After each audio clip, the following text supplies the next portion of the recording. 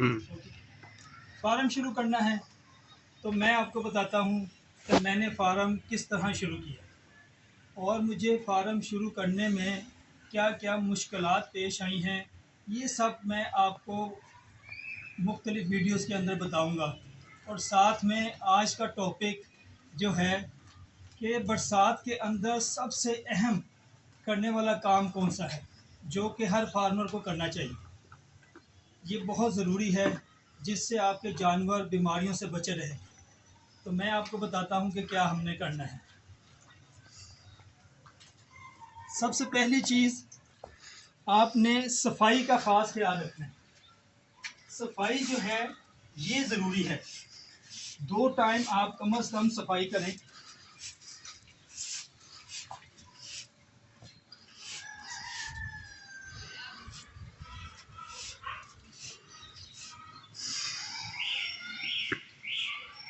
सफाई बहुत ज़रूरी है। सफाई जो है, जितना आप जानवरों को साफ रखेंगे बरसात में, उतने जानवर जो है वो सेहतमंद रहेंगे और बीमारियों से बचे रहेंगे। सबसे पहला काम सफाई, सफाई बहुत ज़रूरी है। अब आपको दूसरा काम मैं बताता हूँ। दूसरा काम सबसे जो अहम है वो है अपने जानवरों की डिवर्मिंग करना। ये है एवर्जिन। इसे बरसात के अंदर आपने हर महीने रिपीट करना है और बरसात शुरू होते ही इसका इस्तेमाल शुरू कर दें। इससे आपके जानवर मच्छरों से, मक्खियों से बचे रहेंगे।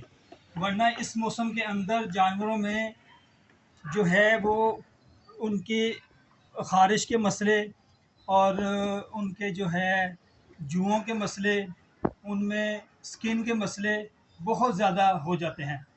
क्योंकि उसकी वजह है कि बरसात के अंदर नमी रहती है और मच्छर बहुत ज़्यादा है, और मच्छरों के साथ मक्खियाँ जानवरों को बहुत ज़्यादा तंग करती हैं। उनको जो है बिल्कुल सांस नहीं लेने देती मक्खी और मच्छर, और ये उनसे उनको बचाएगा।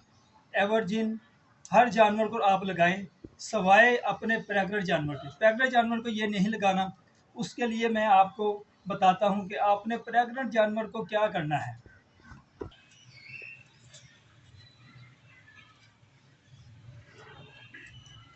इसके ऊपर डोज लिखी हुई है, उस डोज के मुताबिक हर जानवर को आप ये एक एक डोज लगा दें।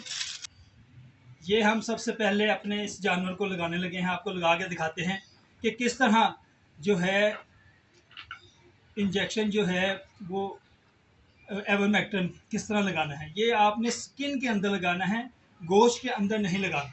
ठीक है जी। ये इस तरह आप उठाएं और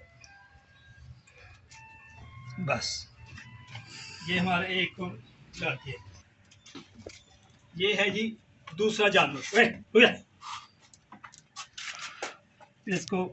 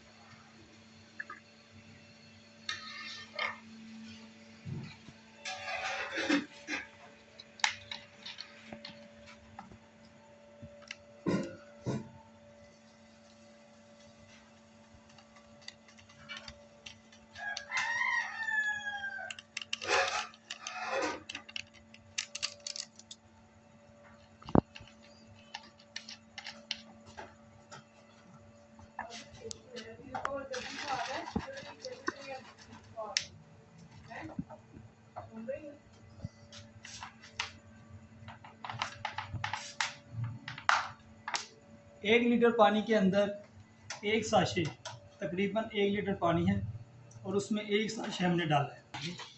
ये है अल्बेंडाजोल का जो हमने साशे मिक्स किया है, ये वो है। ये आप कोशिश करें अपनी तमाम जानवरों की टांगों के ऊपर निचले हिस्से पे छिड़काव कर दें। और इसका सबसे जो जो ज़रूरी चीज़ है इसको बनाने का, वो है हमारा प्रेग्नेंट जानवर, अपने प्रेग्नेंट जानवर को ये वाला आपने कीड़ों के लिए बरसात में ये वाला इस्तेमाल करना है। उसको अपने पूरे जिस्म के ऊपर आपने लगाना है, जिस तरह हम लगा के दिखाते हैं। ये है हमारा प्रेग्नेंट जानवर, ये 2 माह का प्रेग्नेंट है।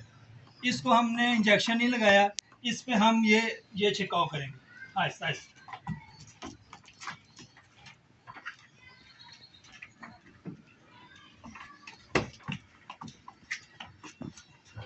खासकर इसके कानों के पास, क्योंकि सबसे ज़्यादा नमी और ये चीज़ें होती हैं कानों के पास, ये छिड़काव ज़रूरी है कानों के ऊपर।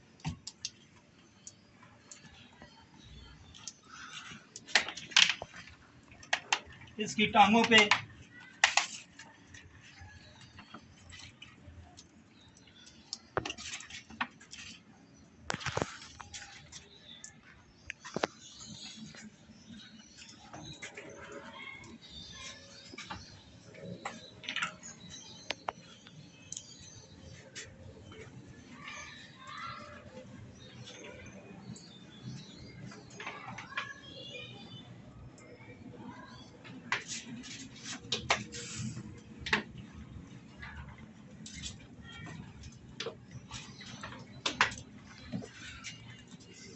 ये आप देख रहे हैं किस तरह कितने जो है बेहतरीन तरीके से इस पर छिड़काव कर रहे हैं हर एरिया, और स्पेशली निचले वाले हिस्से पे जहाँ जहाँ नमी रहे और उससे जुएँ पड़ जाती हैं।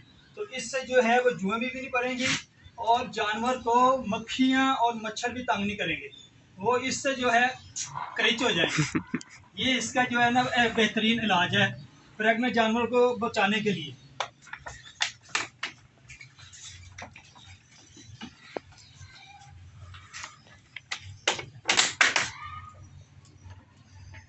अब ये जो बच गया है, हम अपने तमाम जानवरों की टांगों पे निचले वाले हिस्से पे, क्योंकि हमने उनको इंजेक्शन लगा दी है, बाकियों को हम उनके निचले वाले हिस्से पे ये वाला छिड़काव कर देंगे, जिससे मक्खी और मच्छर उनको तंग नहीं करेंगे। और इसको जैसे ये लग जाएगा वो आगे उस पर बैठेंगे और करेंगे तो वो करीच हो जाएंगे। ये आप देखते हैं अगला, देखें अब इस पर इस तरह जो है इसका छिड़काव कर दें, ऊपर से भी कर दें और हल्का हल्का, और स्पेशली इसकी टांगों पे, टांगें और नीचे वाला हिस्सा, क्योंकि इस पे इसको हमने लगा दिया एवर्जिन इंजेक्शन लगाया है, तो इसके लिए टांगों वाला हिस्सा बहुत ज़रूरी है, क्योंकि इस मौसम में मच्छर और मक्खियाँ जानवरों की टांगों पे जो है ना अटैक करते हैं सबसे ज़्यादा। तो ये उनकी टांगों पे निचले हिस्से पे इसको आप छिड़काव कर दें, क्या इससे ये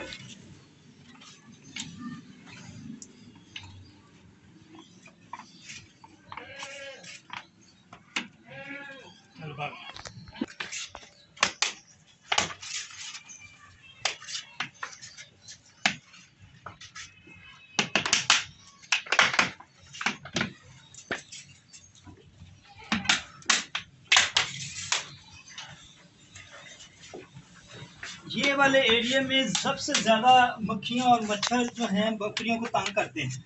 पिछली वाली ये अंदर वाली साइड पे इसको ज़रूर कवर करें, और ये आगे वाली टांगों पे और ये वाली पीछे वाली टांगों पे।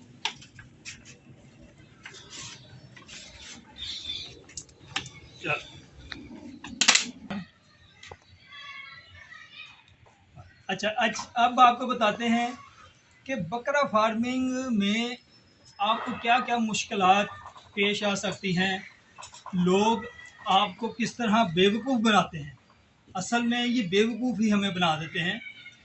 हम लोगों पे इतबार करते हैं, उनसे डील करने के लिए जब उनसे बात करते हैं तो वो हमें बेवकूफ़ बना के झूठ बोलकर हमारे साथ जो है ना हमें गलत चीज़ थमा देते हैं। मुझे सबसे पहले जो तजर्बा हुआ है बकरा फार्मिंग में शुरू करने में, जो मुश्किलात आई हैं वो मैं आज की इस किस्त में आपसे शेयर करता हूँ। वीडियो ज़्यादा लंबी हो जाएगी, आज की वीडियो में बहुत छोटा से चीज़ को शेयर करता हूँ, फिर मैं अगली वीडियो में इसको डिटेल के साथ आपको बताऊँगा चीज़ें कि किस तरह आपने जो है ना ख़रीदारी करते हुए क्या क्या चीज़ों का ध्यान रखना है। सबसे पहली चीज़, बकरा फार्मिंग शुरू करने से पहले आप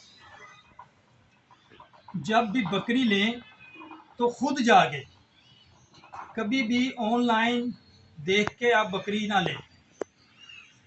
आप ऑनलाइन पसंद कर लें, वीडियो पे देख लें, उससे बात कर लें और वहाँ जाके आप जो है देख के जानवर फिर उससे सौदा करें, फाइनल फिर करें। क्योंकि मैंने सबसे पहले बकरी जो ख़रीदी कोरोना के अंदर, जब ये कोरोना था और लॉकडाउन था, उससे के 1 साल के बाद मुझे ये शौक़ पैदा हुआ कि मुझे भी ये जो है बकरी फार्मिंग करनी चाहिए। और उसकी मेन वजह थी खालिस दूध, कि मुझे चाहिए था दूध। जो बाज़ार में दूध मिल रहा है वो इस क्वालिटी का नहीं है कि वो हम घर में इस्तेमाल कर सकते हैं या अपने बच्चों को दें। वो बिल्कुल उस पर आप इतबार नहीं कर सकते। उससे बेहतर है कि हम वो दूध इस्तेमाल ना करें। तो ये वजह थी बकरी फार्मिंग शुरू करने की। तो मुझे तो बिल्कुल अंदाज़ा नहीं था, वीडियो देख देख के जो है वो शौक़ पैदा हो गया। क्योंकि घरों में हम लोग बंद थे, लॉकडाउन थे और कुछ ना कुछ तो देखना था। तो वो इस तरफ मैं वीडियो ये वाली देखने लग गया।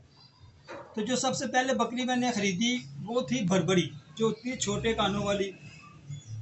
वो मुझे ऐसा लगा कि यार ये वाली बकरी जो है ना ये अच्छी है, क्योंकि ये सबसे ज़्यादा बच्चे देती है। ये लालच मुझे आई कि यार ये जो है ना साल में 2 दफ़ा बच्चे पैदा करती है और ये जो है ना कम ख़र्चा है इसका और ये अच्छी है। उस वक़्त इतना पड़ता ही नहीं था और अच्छा भी हुआ मेरे लिए। वो अच्छा भी हुआ क्योंकि सफ़र का आगाज़ जब मैंने किया तो वो इसलिए वो ज़्यादा महंगी भी नहीं थी और जो है उससे मुझे सीखने को बहुत कुछ मिला। और वो सीखते सीखते जो है ना सफ़र आज एक से जो है ना 5-6 जानवर जब मेरे पास हैं, वो उसका मैं सारा आपको बताऊंगा आगे जाके। सबसे पहले वाला जो आपको मैं बताने जा रहा हूँ, बकरी मैंने ख़रीदी। मैंने उस आदमी से फ़ोन पे डीलिंग की, उससे बात की और मैंने उसको कहा कि यार मुझे प्रेग्नेंट बकरी चाहिए। उसने कहा जी ठीक है, मेरे पास 2 माह की प्रेग्नेंट है। मैंने कहा जी ठीक है। उसने कहा जी कि जो है ना इतने पैसे होंगे। मैंने कहा जी ठीक है, आपको पैसे दे देते हैं, लेकिन वो श्योर करें कि ये प्रेग्नेंट होगी। उसने कहा जी हाँ जी प्रेग्नेंट है जी, ये गारंटी है जी प्रेग्नेंट है, हमने बकरा 2 महीने से छोड़ा हुआ है तो ये गारंटी है। और उस वक्त हमें पता ही नहीं था कि यार 2 माह की बकरी प्रेग्नेंट नहीं होती, कन्फर्म नहीं होती जब तक आप उसका अल्ट्रासाउंड ना कराएं। मैंने उसकी बात मान ली। मैंने कहा जी ठीक है। तजर्बा भी नहीं था, मैंने वो बकरी ले ली। वीडियो में वो बकरी बड़ी हेल्दी और अच्छी लग रही थी। जब वो बकरी मेरे पास पहुंची तो मैंने देखा कि वो तो बेचारी बिल्कुल जो है वो बच्ची है छोटी सी, और प्रेग्नेंट क्या होना है उसने, अभी तो उसके दूध के दांत भी नहीं टूटे थे। इस तरह के वो मामला थे। लेकिन फिर भी मुझे ये चीज़ तो बाद में रियलाइज़ हुई, लेकिन मुझे भी फिर भी वो उस वक़्त यकीन था कि ये प्रेग्नेंट ही है। करता रहा कोई 2-3 माह जो है ना मज़ीद उस पर मेहनत की। जब 1 महीना गुजरा ना तो मुझे वीडियोस देख देख के ना और थोड़ा सा शक लगा। मुझे लगा यार ये प्रेग्नेंट नहीं है, ये तो कुछ गड़बड़ है। मैंने उस आदमी को फ़ोन किया। मैंने कहा यार ये आप कह रहे हैं 2 माह की प्रेग्नेंट है, तो ये तो मुझे बिल्कुल प्रेग्नेंट नहीं लग रही, ये तो आपने मेरे साथ जो है ना वो धोखा किया। तो उस बंदे का जवाब सुनने आप, कि उस बंदे को शर्मिंदगी होने की बजाय उसने मुझे क्या जवाब दिया। उसने कहा जी वो जो है ना प्रेग्नेंट नहीं है तो कोई गल नहीं, मैं कहला तो जो है लाख रुपया का सौदा कर लेता है। तो जो है ना प्रेग्नेंट नहीं है तो कोई गल नहीं, सानू तो प्रेग्नेंट ही लगी सी। मैंने कहा यार को खुदा का खौफ कर, तूने मेरे से जो जो बात की है, जो मेरे साथ कमिटमेंट की है कि यार सौदा किया है, वो प्रेग्नेंट का किया है, और अब तो मुझे ये कह रहा है। मैं कहा तुझे बिल्कुल ख्याल नहीं आ रहा कि तू झूठ बोल के मेरे साथ सौदा किया तुमने। तब मुझे एहसास हुआ कि लोग जो हैं वो बेईमानी करने में उनको बिल्कुल कोई शर्मिंदगी नहीं होती। तो ये सबसे पहला मेरा जो था ना एक्सपीरियंस था।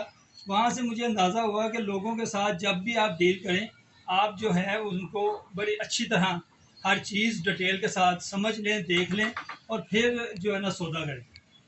अब आज के लिए हम इतना ही रखते हैं, वीडियो को बहुत ज़्यादा लंबी हो रही है।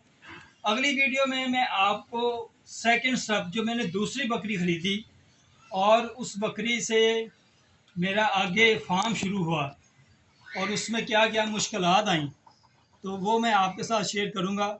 मिलते हैं अगली वीडियो में। अल्लाह हाफ़िज़।